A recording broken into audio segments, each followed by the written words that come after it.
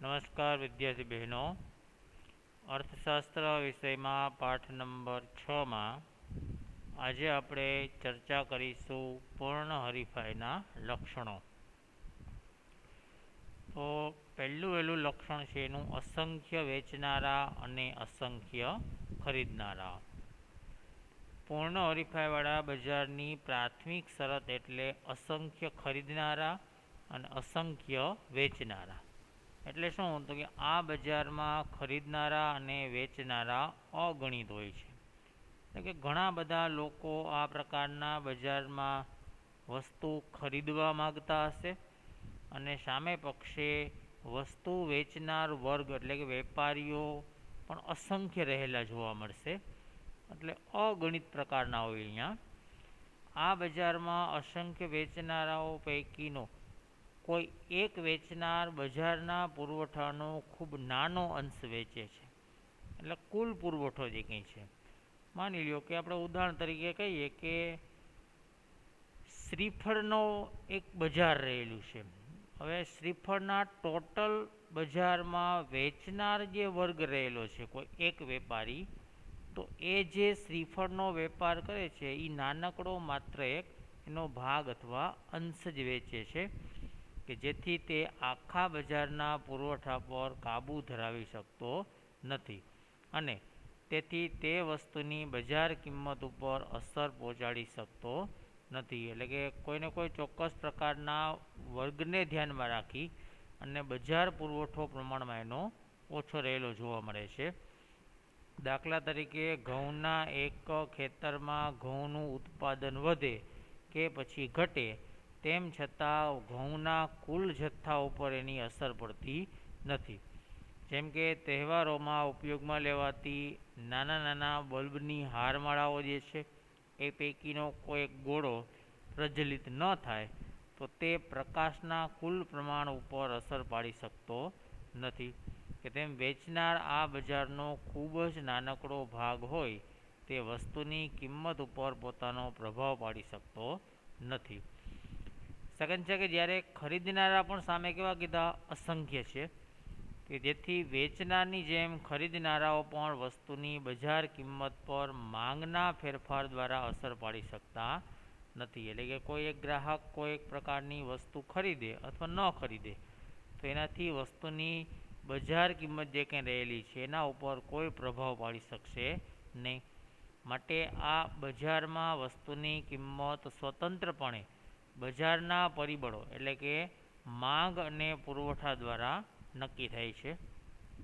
આગળ જોઈએ તો આમ પૂર્ણ હરીફાઈવાળા બજારમાં વસ્તુની કિંમત વસ્તુની માંગ અને પુરવઠા દ્વારા નક્કી થતી હોવાના કારણે વેચનાર બજારમાં માત્ર પ્રાઇસ ટેકર એટલે કે કિંમત સ્વીકારનાર બની રહે છે. કારણ કે આ એવા પ્રકારનું બજાર છે કે જેની અંદર વસ્તુની કિંમત, વસ્તુની માંગ, વસ્તુનો રહેલો પુરવઠો, આ બધું જે છે એ કોઈ નિશ્ચિત પરિબળોને આધીન ચાલતું હશે.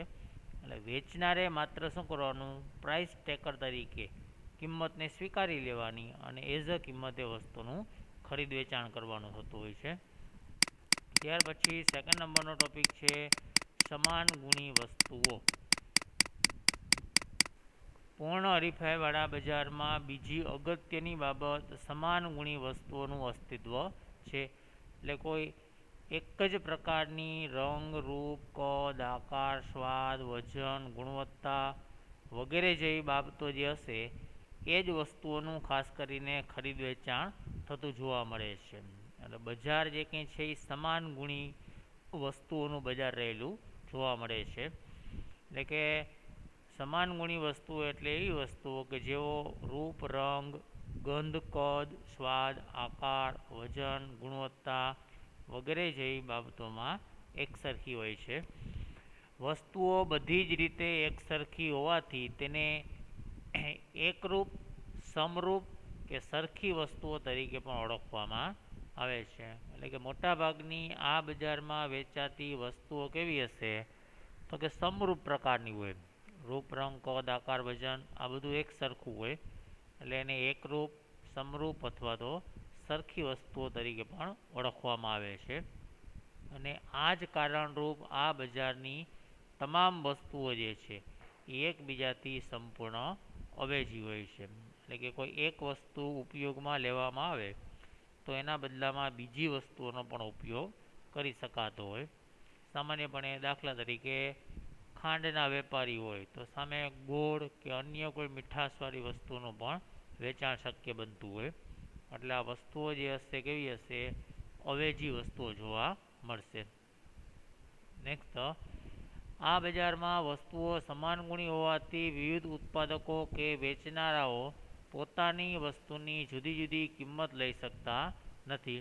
જ્યારે ખરીદનારાઓ સમાન ગુણી વસ્તુઓને લીધે તેમાં સામ્યતા જોતા જુદી જુદી કિંમત ચૂકવવા તૈયાર થતા નથી. સરવાળે આ બજારમાં વસ્તુની કિંમત એક સરખી જોવા મળે છે.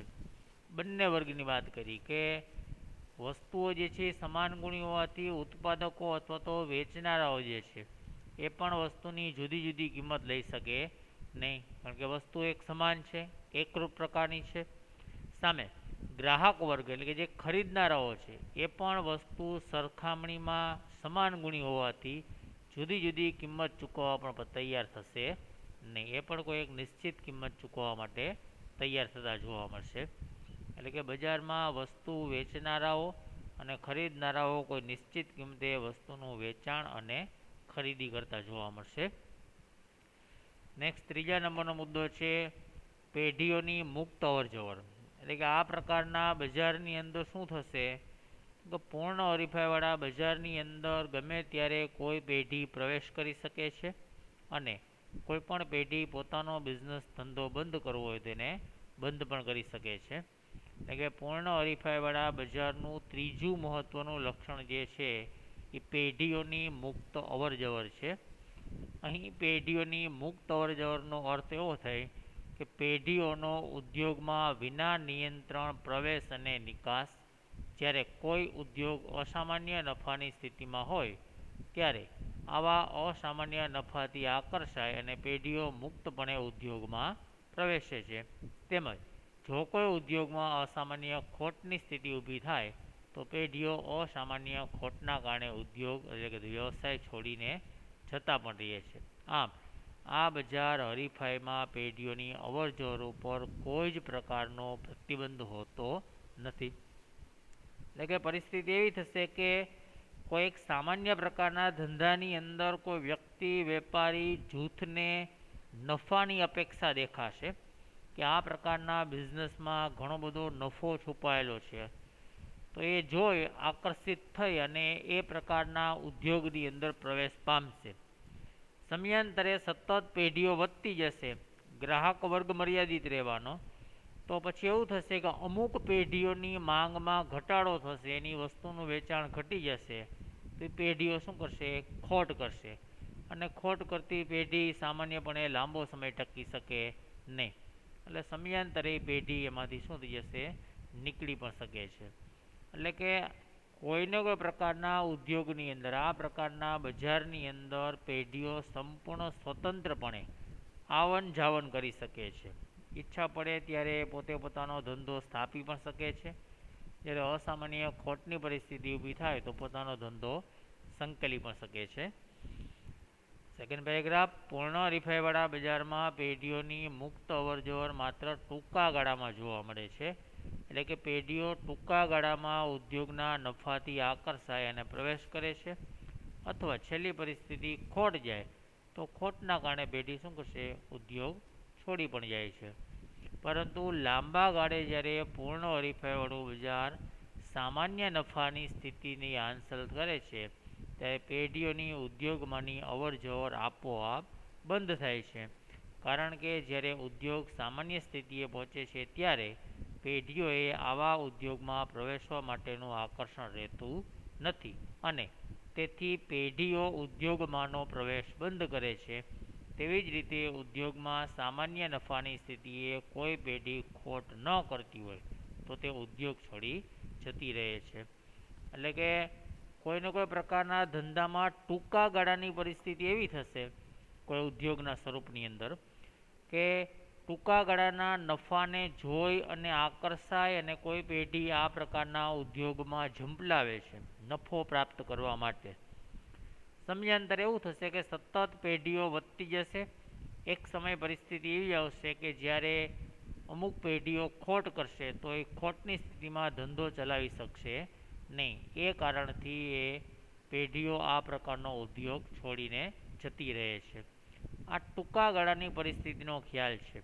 લાંબા ગાળામાં અહીંયા એનાથી પરિસ્થિતિ અલગ જોવા મળે છે. કારણ કે લાંબા ગાળો જો તમે ધંધો ટકાવી રાખો તો અહીંયા નફાની પરિસ્થિતિ સામાન્ય સ્થિતિ થઈ શકે છે. એટલે કે એ પરિસ્થિતિમાં કોઈ પેઢી ખોટ ન કરતી હોય તો ઉદ્યોગ છોડીને જવાનું મન થશે નહીં. તો વિદ્યાર્થી બહેનો, આજના લેક્ચરમાં આપણે આ મુદ્દા સુધી વાત રાખીએ છીએ. નેક્સ્ટ લેક્ચરમાં ત્યાર પછીના મુદ્દાઓની સમજૂતી મેળવશું. ત્યાં સુધી ઘરમાં રહો અને સુરક્ષિત રહો. આભાર.